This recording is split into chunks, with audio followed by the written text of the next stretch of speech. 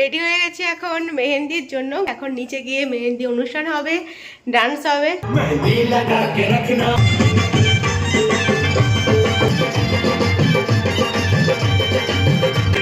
চোখ তুলে দেখো না কে এসেছে, না কেউ তোমার আমার দেওয়াল তুলে দিতে পারবে না কেউ তোমার আমার ভালোবাসায় এত কাটে।